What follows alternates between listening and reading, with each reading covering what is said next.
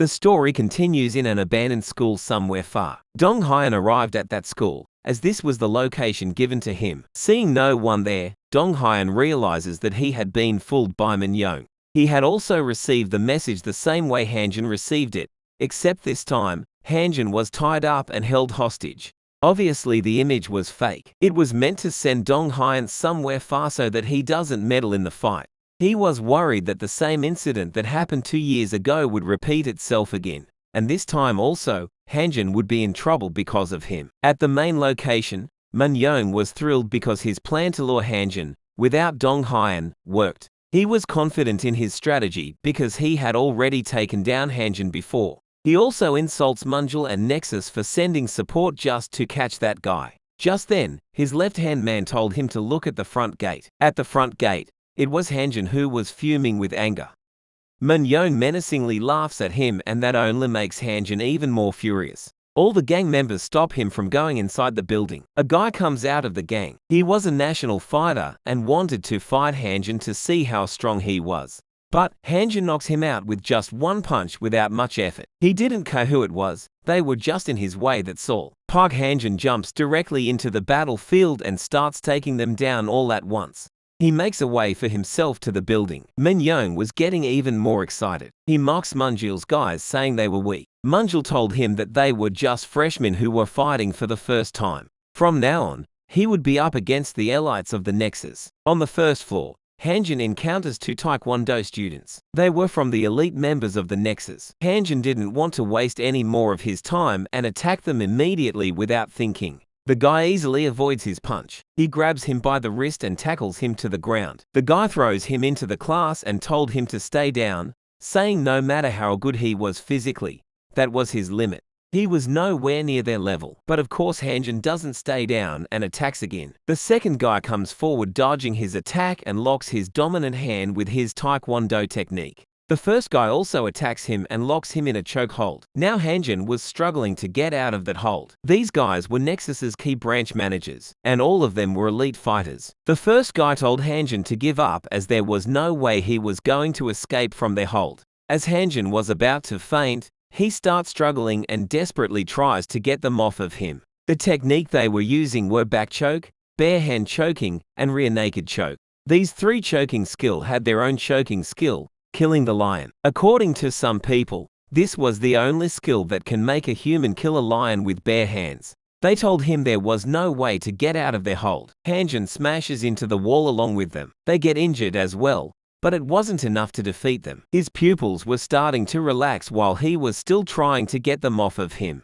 Hanjin slams himself and the first guy on the floor. They both receive much damage, and now their hold was starting to break. Hanjin smashes the other guy onto the floor as well, and now they finally free him from the hold. Before the fight, Munjul had already told them that they were not going to win against him. No matter how much they had trained last few months, he was just a monster. He had already predicted that everyone there would end up falling against him. So they were going to break him down slowly and exhaust him. Their only mission was to drain his stamina as much as possible, and after they were done with that, on the next floor, he would have to fight the faster fighters. We see another elite member of Nexus waiting for him on the second floor while Hanjin was looking tired and exhausted. On the other hand, the girl Sin Hyun picks Dong Hyun up from that place. It was at least 1 hour ride from there to where Hanjin was. But before that, they meet some dudes on their way. They had taken care of the ones who had hacked Dong Gyun's phone. This was the Incheon gang, and their leader orders his members to accompany them and goes with them himself. Now the whole Incheon biker gang was on the move. On the second floor, Park Hanjin was fighting the fast type member but was not able to land attacks on him.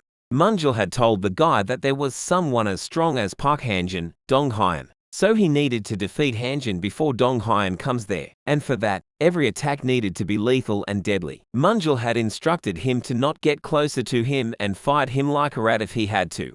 But of course he didn't listen to Munjul's order and seized the perfect opportunity to fight back.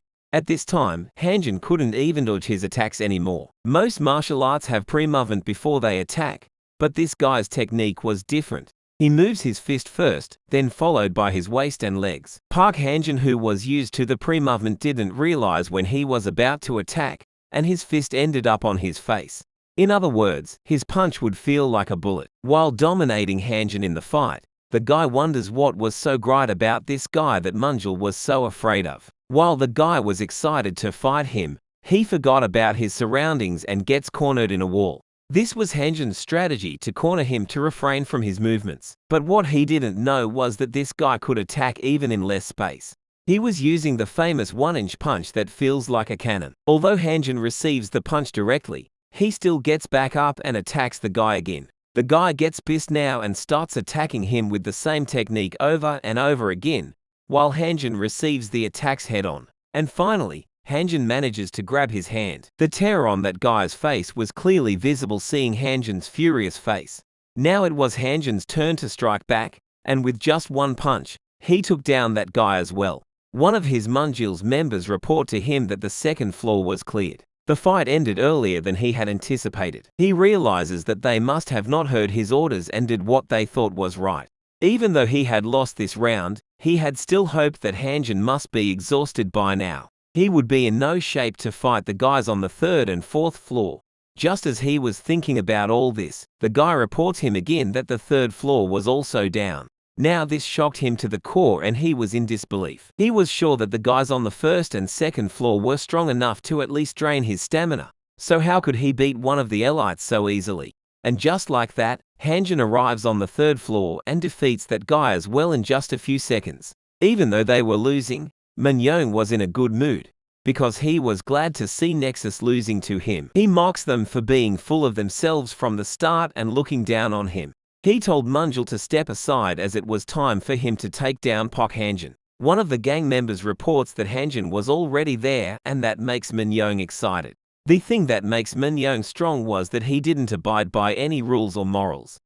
All he cares about is winning, no matter how it's achieved. And that's why he uses weapons to attack Hanjin from the start, while Nexus still abides by only fist fighting. Manhwa's men use weapons to attack Hanjin, and Hanjin also recognizes those guys and doesn't hold back either and brutally beats them. After taking care of the guys down the hall, Hanjin goes to the rooftop where Manhwa and his gang were waiting for him with weapons. Manhwa welcomes him and Hanjin asks him about Donghyan and where he was. Manhwa laughs at him for being so dense. He told him how he was in his trap now and this was all fake all along. He didn't even kidnap Donghyan. Manhwa menacingly laughs at him and net comes from Hanjin's behind and traps him inside.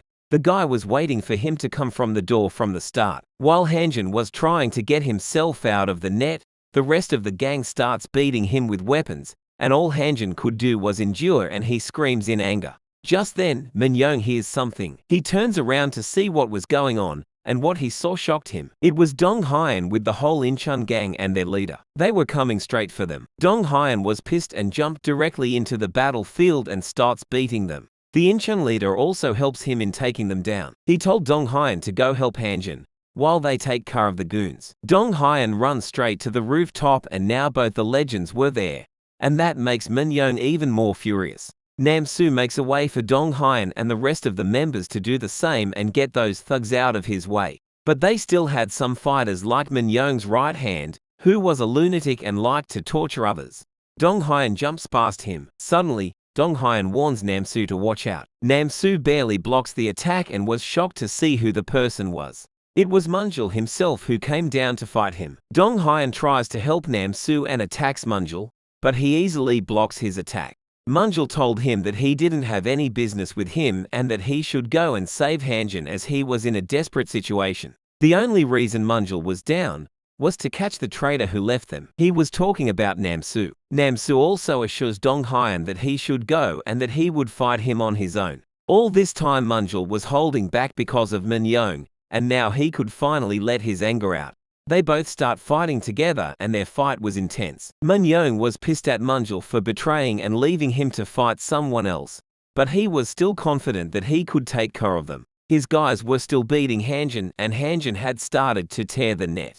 Manhwa takes the rod and attacks him himself. As he was about to hit him, Hanjin tore the net and punches him while receiving a brutal hit to the face. The rest of the members take the opportunity and hold him from all sides. After receiving the punch, Manhwa was even more furious and decided to end him with his next attack.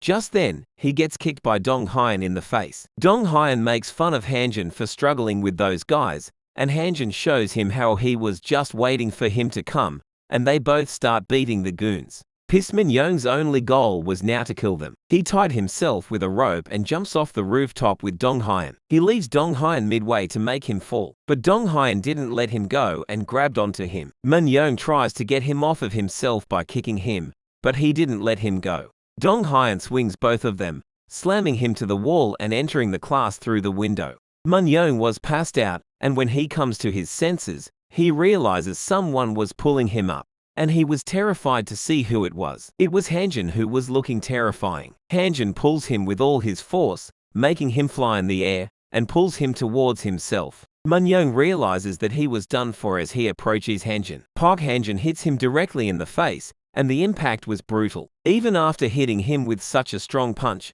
Hanjin didn't let go of him and pulls him again to kick him in the face. Min Young's pupils started to relax from the shocks, but even then Hanjin kept on going. Just then, Dong Hyun stops Hanjin from hitting him even further, as he also wanted to take revenge on him for what he had done to him back then. Hanjin gave him only 5 minutes to get his revenge on him. Dong Hyun told Min Young to stand up and have a rematch with him. He wanted to defeat him fair and square, unlike him. Furious, Min Young gets up and starts punching him continuously, saying how they messed up, giving him another chance to fight back. Dong Hyun was blocking his punches, which were filled with rage. Dong Hyun avoids his attack and attacks him from below. Now Dong Hyun started to fight back and started beating him. It hadn't even been 5 minutes yet, but Hanjin starts beating him again. Dong Hyun attacks him, asking him why he was meddling when it hadn't been even 5 minutes.